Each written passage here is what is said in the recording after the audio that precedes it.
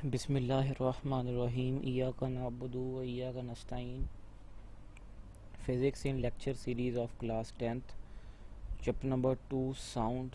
Today's topic is introduction to the sound. इससे पहले हमने simple harmonic motion and waves के चैप्टर को पढ़ा था, जिसमें हमने सिंपल हार्मोनिक मोशन और वेव्स के मुतालिक जो है वो तफसील के साथ जो है हमने उसे देखा।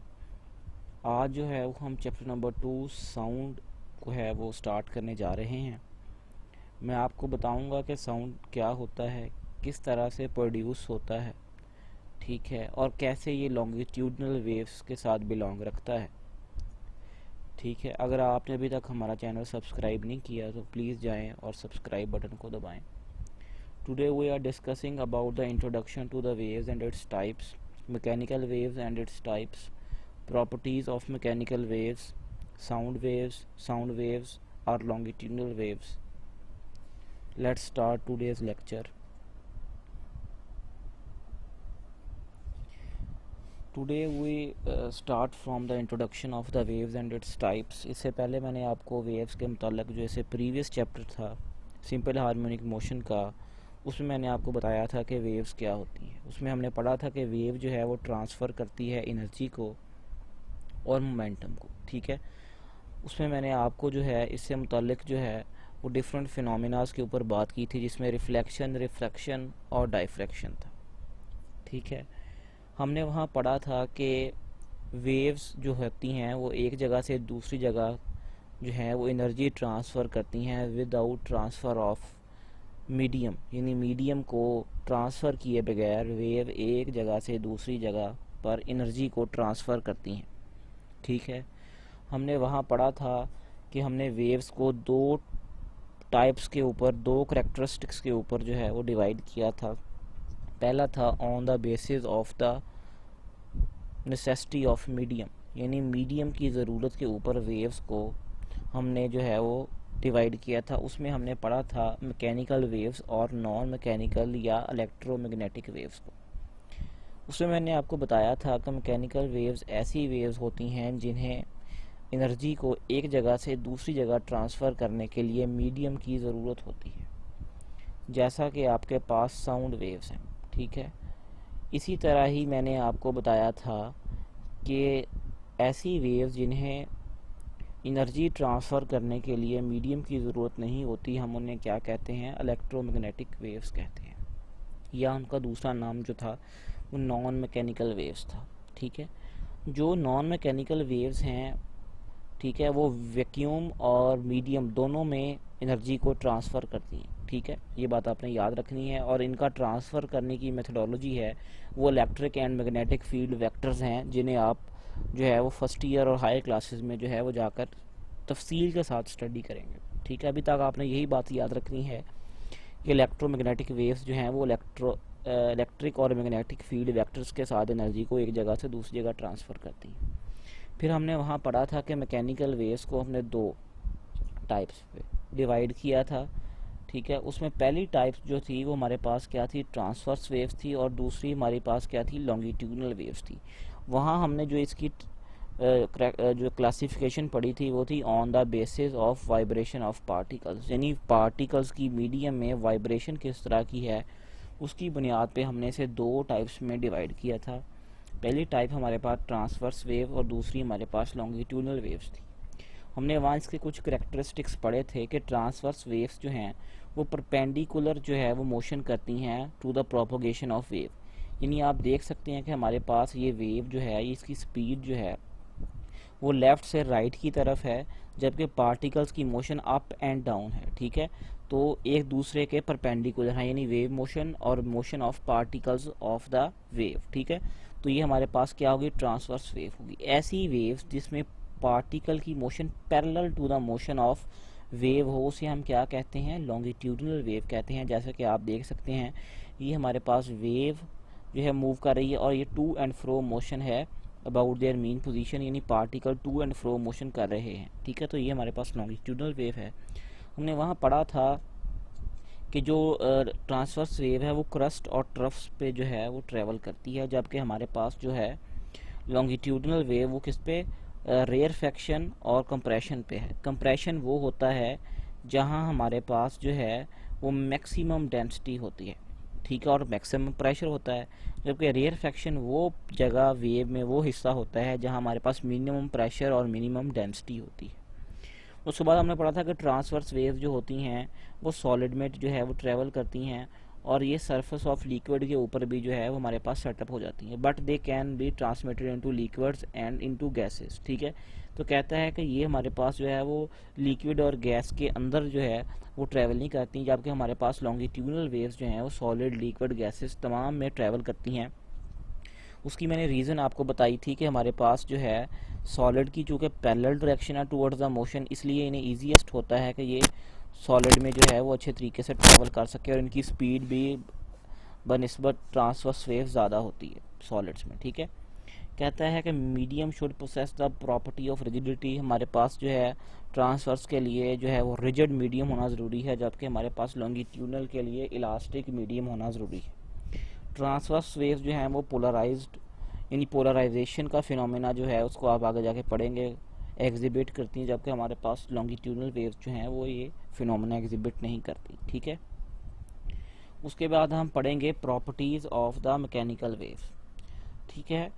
कहता है wave have 3 basic properties on the characteristic and behaviour of the wave. हम जो है 3 प्रॉपर्टीज़ को डिस्कस करेंगे। पहली है amplitude of the wave, frequency of the wave और तीसरी velocity of the wave. Amplitude क्या होता है? कहता है it is the maximum displacement of the oscillating medium particle from there mean position, यानी मीन पोजीशन से बॉडी अपनी जितना फासला कवर करे, जितना डिस्प्लेसमेंट कवर करे, मैक्सिमम डिस्प्लेसमेंट, उसे हम क्या कहते हैं? उसे हम उस बॉडी का एम्पलीट्यूड कहते हैं। आप मेरे सामने देख सकते हैं कि ये हमारे पास जो ये क्या है, ट्रांसवर्स वेव है, इसमें क्रस्ट और ट्रफ है। ये हमारे पास बॉडी की मीन पोजीशन है, मीन पोजीशन से उसने मैक्सिमम जितना फासला अपवर्ड कवर किया वो क्या है, वो उसका एम्पलीट्यूड है। ये उसका क्रस्ट की तरफ एम्पलीट्यूड है। अगर हम इधर देखें तो इधर से नीचे का एम्पलीट्यूड जो है वो हमारे पास ट्रफ का एम्पलीट्यूड है, ठीक है। कहता है it depends upon the source of oscillation, ये सोर्स ऑफ ऑसिलेशन पे डिपेंड करता है कि और वेव जनरेटर, यानी जहाँ से वेव जनरेट हो रही है उस पर डिपेंड करता है कि वो उसमें कितनी फोर्स लगाता है, इसमें कितनी एनर्जी को स्टोर करता है। It depends upon the source of oscillation and the wave of generator.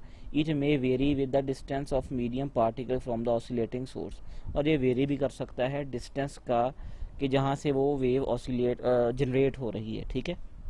आगे है हमारे पास frequency. It is a number of oscillations made by the medium particles per unit time, यानी यूनिट टाइम में body जो है वो कितनी ऑसिलेशंस कंप्लीट करती है, उसे हम क्या कहेंगे? फ्रीक्वेंसी कहेंगे। It depends upon the source of oscillation, ये भी सोर्स ऑफ ऑसिलेशन पे डिपेंड करती है। आप देख सकते हैं टाइम गुजरने के साथ साथ इसमें हमारे पास कितनी वेव, कितने क्रस्ट और ट्रफ हैं। हमारे पास 1 2 3 ट्रफ हैं और 1 और 2 क्रस्ट हैं, ठीक है। तो आप देख सकते हैं कि इसकी फ्रीक्वेंसी लो है, जबकि हमारे पास नीचे जो है इसके 1 2 3 और 4 हमारे पास ट्रफ हैं, 1 2 और 3 क्रस्ट हैं, ठीक है। इसकी मीडियम फ्रीक्वेंसी है, यानी आप देख रहे हैं जैसे जैसे हम लो से मीडियम फ्रीक्वेंसी की तरफ आ रहे हैं, हमारे पास क्रस्ट ट्रफ की जो है वो नंबर ऑफ क्रस्ट ट्रफ बढ़ रहे हैं। कहता है once a wave is produced by a source it is carried by the medium. कहता है जब ये सोर्स हो जाती है और मीडियम में ट्रांसफ़र करती है, no matter what the medium may be, तो ये डिपेंड नहीं करती कि मीडियम कैसा है। The frequency of the oscillation remain same wherever the way will be go. कहता है कि ये मीडियम पे डिपेंड नहीं करती, हमारे पास मीडियम जैसा भी हो, ठीक है। आगे है velocity of the wave. It is the speed which the energy transfer from a medium and it depends mainly on the physical properties of medium.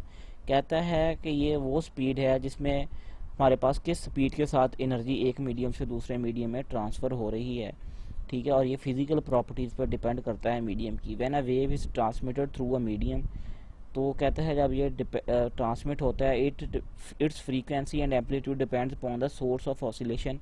हमने पढ़ चुके हैं पीछे कि वेव जो है वो किस पे, फ्रीक्वेंसी और एम्पलीट्यूड पे डिपेंड करती है, विच प्रोड्यूस द वेव, जो उस वेव को प्रोड्यूस करते हैं, but its speed is decided by the medium which carries the energy. और इसकी जो स्पीड है, ये बात आपने याद रखनी है, ये कौन डिसाइड करता है, ये मीडियम डिसाइड करता है कि किस मीडियम से वेव गुजर रही है, उसकी क्या स्पीड होगी जो वो कैरी करके ले जा रही है एनर्जी को। ठीक है, आगे कहता है velocity of the waves v is equal F lambda, ये हमने वेव इक्वेशन पढ़ी थी पिछले चैप्टर में।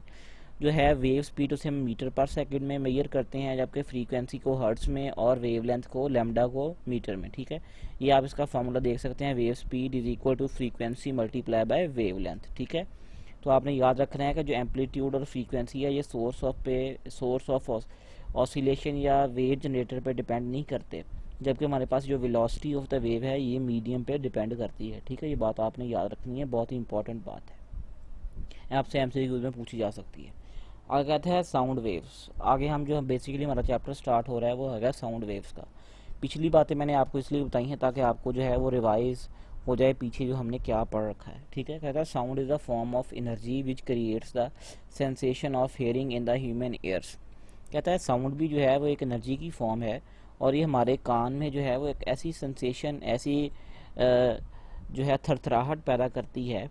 ठीक है, तो जिससे हमें एहसास होता है कि एनर्जी जो है वो ट्रांसफ़र हो रही है। आप बोलते हैं, आप जो है अपने मुंह से साउंड वेव जनरेट करते हैं, जो कि दूसरे इंसान के, दूसरे भाईजान के जो है वो कान के एयर ड्रम के साथ जाके टकराती है और उसमें ऑसिलेशन पैदा होती है। ठीक है, ये हमारी सिंपल एग्जांपल है। इसके अलावा वूफर्स जो हैं हमारे पास जो हैं, आप घर में स्पीकर्स को इस्तेमाल करते हैं, उनसे जो है वो साउंड वेव जनरेट होती है। ठीक है, sound can be produce by vibrating tuning फोक। अगर आपने ट्यूनिंग फोक नहीं देखा तो ये हमारे पास नीचे ये है ट्यूनिंग फोक है, ये आम लेबॉर्ट्रीज में आपको मिल जाएगा। ये भी साउंड वेव जनरेट करने के लिए हम इस्तेमाल करते हैं। बाय कोलाइडिंग बॉडीज, जब दो बॉडी आपस में कोलाइड करती हैं तब साउंड वेव जनरेट होता है। ठीक है, बाय बाउथ जो है वो आप साउंड वेव जनरेट करते हैं। कहते हैं the production of the wave one form of the energy changes into the sound energy. कहते हैं जब वेव प्रोड्यूस होती है साउंड वेव, तो उसमें जो एनर्जी है वो हमारे पास क्या होती है, चेंज हो जाती है। When we clap a sound is produce. कहते हैं जब आप ताली बजाते हैं तब आप क्या कर रहे हैं, साउंड प्रोड्यूस कर रहे हैं। इसमें आप क्या करते हैं, इसमें आप अपनी मस्कुलर एनर्जी जो है वो उसको चेंज कर रहे हैं, किसमें, साउंड एनर्जी में। ठीक है, तो अब हम आगे पढ़ेंगे साउंड वेव्स और लॉन्गिट्यूडनल वेव्स। अब हम पढ़ेंगे कि साउंड वेव कैसे लॉन्गिट्यूडनल वेव्स हैं। ठीक है, when we sound waves propagate the density as well as the pressure of the medium। कहता है जब साउंड वेव प्रोपोगेट करती हैं तो इससे मीडियम की डेंसिटी और प्रेशर जो है वो इफेक्ट होता है। वेरीज विद द डिस्टेंस, और ये डिस्टेंस के साथ वेरी होता है। Above and below there average values. ठीक है, इसकी वैल्यू कम या ज़्यादा हो सकती है। आप देख सकते हैं कि हमने एक ट्यूनिंग फोक से साउंड को जनरेट किया। ठीक है, तो ये आप उसकी देख सकते हैं, जब हमने अभी उसमें कोई साउंड जनरेट नहीं किया था तो आप उसकी जो वेव है वो आप देख सकते हैं। ठीक है, the variation of the density and pressure of the medium and sound propagates. कहता है डेंसिटी और प्रेशर में तब हमारे पास जो है वो वेरिएशन आती है जब हम उसमें साउंड जनरेट करते हैं। मैंने आपको पढ़ाया था कि हमारे पास जो कंप्रेशन होता है उसमें हाई डेंसिटी हाई प्रेशर होता है, जबकि रेयरफैक्शन में लो डेंसिटी लो प्रेशर होता है। ठीक है, तो आप देख सकते हैं कहता है some region of the medium the density as well as the pressure is high, the region is called compression. जब हमने इसमें वेव जनरेट की तो उसमें कंप्रेशन पैदा हुआ। आप देख सकते हैं यहाँ डेंसिटी और प्रेशर हमारे पास ज़्यादा है इस साइड की बनिस्बत, तो ये हमारे पास क्या हो जाएगा, कंप्रेशन हो जाएगा। At the some region medium is density as well pressure is low. कहता है एक ऐसा वक्त आता है जहाँ मीडियम की डेंसिटी और प्रेशर जो होती है वो लो हो जाता है, तो हम उसे क्या कहेंगे, हम उसे कहेंगे कि यहाँ रेयर फ्रैक्शन प्रोड्यूस हो गया है। दो कंप्रेशन और दो रेयर फ्रैक्शन के दरमियान जो है, कंजेक्टिव रेयर कंप्रेशन और रेयर फ्रैक्शन के दरमियान हमारे पास क्या होती है, डिस्टेंस, उसे कहते हैं वेवलेंथ। अगर ए कंप्रेशन ए रेयर फ्रैक्शन के दरमियान हो तो λ/2 होता है, ये आपने याद रखनी है। ठीक है, तो ये प्रॉपर्टीज़ रेयर फ्रैक्शन और कंप्रेशन से हमारे पास साबित होता है कि ये हमारे पास क्या है, साउंड वेव लॉन्गिट्यूडनल वेव्स है। मैंने आपको इससे पहले पढ़ाया था कि जो डायमेंशन के लिहाज से कि साउंड वेव्स जो है ये 3 डायमेंशनल वेव है।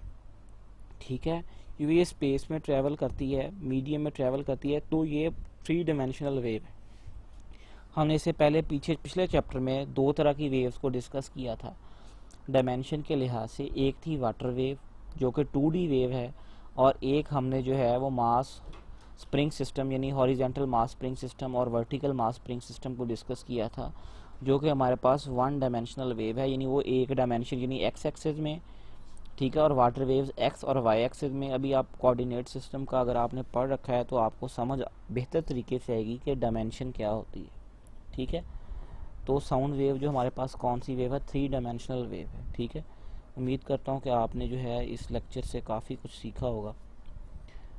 अगर आपने इससे पहले चैप्टर की वीडियोस नहीं देखी तो प्लीज़ जाएं, और आपको प्लेलिस्ट में जो है वो पुरानी तमाम वीडियोस मिल जाएंगी। इसमें मैंने चैप्टर नंबर 1 जो है सिंपल हार्मोनिक मोशन और वेव, उसको बहुत तफसील के साथ डिस्कस किया है। हर टॉपिक की अलहदा वीडियो मौजूद है, न्यूमेरिकल्स को, एमसीक्यूज़ को, ठीक है, शॉर्ट क्वेश्चंस को हमने डिस्कस किया है, ठीक है। तो अगर अभी तक आपने हमारा चैनल सब्सक्राइब नहीं किया तो जाएं, पहले हमारा चैनल को सब्सक्राइब करें और साथ ही लगे बेल आइकन को लाजमी प्रेस कीजिएगा, ताकि हमारी आने वाली तमाम वीडियोस आपके नोटिफिकेशन बार में आपको मिलती रहें, ठीक है। आपके ताउन का बहुत शुक्रिया। अगर आपने हमें अपना फीडबैक देना है, ठीक है, कुछ सजेशन देना चाहते हैं तो आप हमें अपने कमेंट सेक्शन में जो है वो इस हवाले से सजेशन जो है वो दे सकते हैं।